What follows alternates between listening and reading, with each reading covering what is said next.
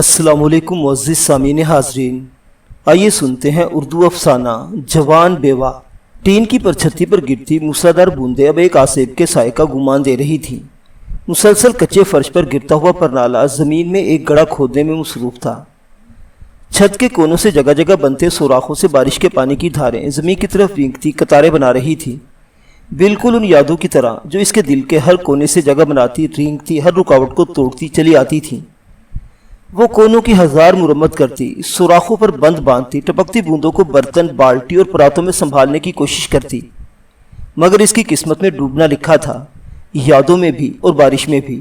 رات بھر وہ ٹپکتی چھت کو سنبھالتی رہی تھی، کبھی کواڑ ڈھکتی، کبھی پرانی چادروں سے سوراخ بند کرتی، مگر پانی اور یاد اپنی جگہ بنا ہی لیتے ہیں۔ ایسی ہی ایک بارش اس کی یادوں میں جاگنے لگی، جب اس کا برسنا عذاب نہیں تھا، جوانی کی صبح صادق سر پر تھی اور محبوب کا ہاتھ اپنے ہاتھ میں تھا۔ برستی بارش، گرجتے بادل کا خوف پسے پش ڈالے، وہ دونوں بارش میں بھیگتے، گنگناتے، ایک دوسرے پر چھینٹے اڑاتے، پرے دھکیلتے اپنے کچے آنگن میں مونسون کی پہلی پھوار میں کھلکھلا رہے تھے۔ زندگی جب بے درد نہ تھی اور راستے بوجھل اور تقدیر کے کیچڑ سے لت پت نہ تھے، جب محض ایک دوسرے کا ساتھ ہی ہزار بدصورت حقیقتوں سے بڑھ کر تھا۔ گلیاں نکھری، راستے سورے تھے، ان کو خبر نہ تھی کہ کچھ لمحوں کی روشنی کے بعد تاریک رات مقدر ٹھہرے گی۔ آسمان پر لپ کی خوفناک گرج نے اسے خوفزدہ کر دیا۔ وہ بستر پر چادر میں دبک کر رہ گئی۔ وہ جو کالی رات میں کتوں کے بھونکنے سے ڈر جاتی تھی، اب اندھیری رات کی گرج چمک میں بچوں کو لپیٹے بیٹھی کانپتی تھی۔ باہر برستی بارش کچھ اور تیز ہو گئی تھی اور گلی میں روشنی کرتی بتیاں بھی بجلی کے تعطل کے باعث بجھ گئی تھی۔ اندھیرے میں گرج چمک کا شور ماحول کو اور بھی ہولناک بنا رہا تھا۔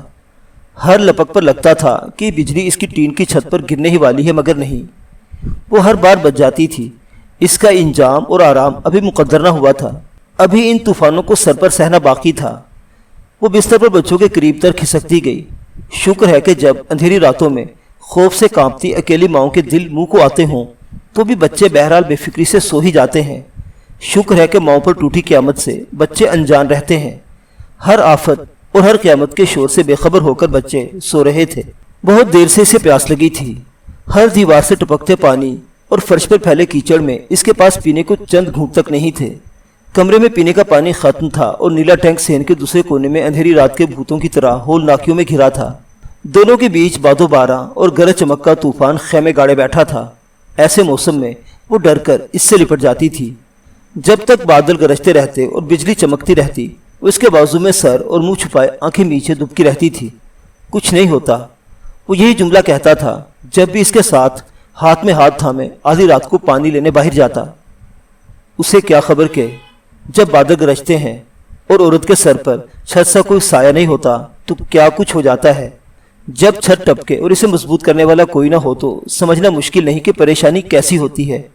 عفریت نما اس معاشرے میں شاید مرد ہی گھر کی اصلی چھت ہے۔ اس کے قریبی چارپائی کے پائے کے ساتھ کلمہ شہادت پڑھتا زندگی کا سکھ چین بھی اٹھ گیا تھا۔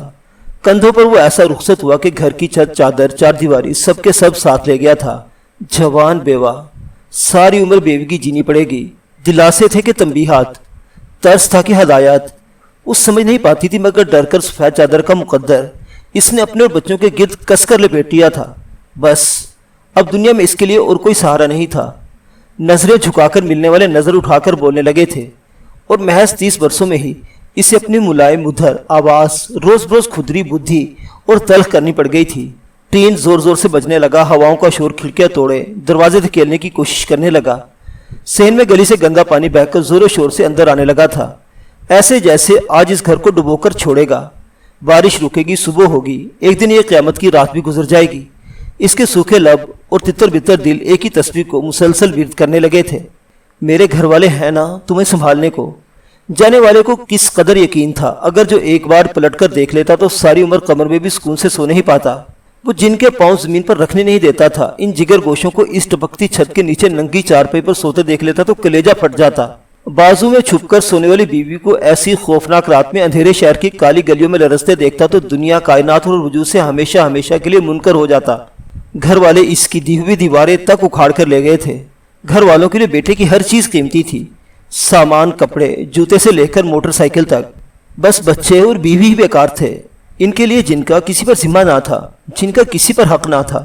سوائے بچوں کے کوئی ایسی نشانی نہیں تھی جو اس کے پاس ہونے کا احساس زندہ کر سکتی ہو، کوئی کپڑا، کوئی جوتا جو سینے سے لگا کر اپنے خوف اور اذیت کو کم کر سکتی، یا سر پر مار کر اذیت نہ خوف سے نجات ہی پا سکے، یا جس کی رسی میں لٹک کر وہ زندگی کی اس آزمائی سے ہی نکل سکے جہاں جینا مشکل اور مرنا آسان ہو جائے۔ وہ آج کل ہر دم ایسے ہی موڑ پر رہتی تھی۔ اگر جو یہ دو بچوں کی جانیں اس کی صورت نہ تکتی ہوتی تو اب تک وہ کسی کپڑے کا پھندا گلے میں ڈال کر خود کو لٹکا چکی ہوتی۔ پانی اب بستر تک پہنچنے لگا تھا۔ اس نے اٹھ کر چارپائیوں کو آہستہ آہستہ دھکیلتے ہوئے دیوار سے دور کیا تھا۔ بچے سوئے ہیں، کم سے کم بچوں کو تو سوئے ہی رہنا چاہیے۔ اس کی کوشش تھی کہ اس قیامت سے آزمائش میں بچوں کو محفوظ رکھا جائے۔ بیوگی شروع ہوتے ہی لوگوں کی صورتیں بدل گئی تھی۔ مردوں کی آنکھ میں چمک اور عورتوں کی آنکھوں میں خوف اتر آیا تھا۔ کچھ لوگ اس کی طرف جھکنے اور کچھ پیچھے ہٹنے لگے تو اس نے جانا کہ ملکیت ہونا بھی کتنی بڑی نعمت ہے۔ وہ ملکیت نہ رہی تھی، ماں باپ نے اسے آسرا دیا، چھت دے دی، مگر ماں باپ جوان اولاد کے ساتھ کتنے برس جی سکتے ہیں بھلا۔ بارش کا راگ اب سالہ باری کے شور میں بدل گیا تھا۔ پیاس تھی کہ نہ بجھتی تھی اور نہ دبتی تھی۔ گھر کی چھت اور دیواریں یوں گونجنے لگی تھی جیسے ہزاروں لوگ ہاتھوں میں پتھر اٹھائے اسے سنسار کرنے پر تلے ہوں۔ وہ بچوں اور خود پر مقدس کلمات کا مسلسل دم کر کر کے تھک چکی تھی۔ جو عمر بھر کے ساتھ کا وعدہ لے کر آیا تھا مگر عمر بھر کے لیے اسے تنہا چھوڑ گیا تھا۔ اور کتنا ڈر اور کتنا خوف۔ وہ اپنے خوف کی شدت سے تھک گئی۔ گلاس ٹٹولتی وہ بستر سے اتری۔ ٹوٹی جوتی پانی کے ساتھ بہہ کر کسی کونے میں جا پھنسی تھی۔ چھپ چھپ پانی میں دیوار پر ہتھیلیاں رکھے ہوئے ننگے پاؤں چلتی، لرزتی، کانپتی وہ لکڑی کے دروازے تک پہنچی اور خوف سے سفید چہرے نے دروازہ کھول دیا۔ دروازہ کھلتے ہی پانی تیزی سے کمرے کی طرف لپکنے لگا۔ تاریک آنگن بجلی کی کوند اور چمک سے گونج اٹھا تھا۔ موٹے موٹے اولے در و دیوار کو توڑنے پر مزید تھے۔ اتنا شور تھا کہ وہ خود کو بھی سننا پاتی تھی۔ برستی بارش اور کڑکتی بجلی میں وہ پانی کے نیلے ڈرم تک پہنچی تو اس نے جانا کہ پانی سے بھری اس کی ساری کائنات میں وہ ایک ڈرم خالی تھا۔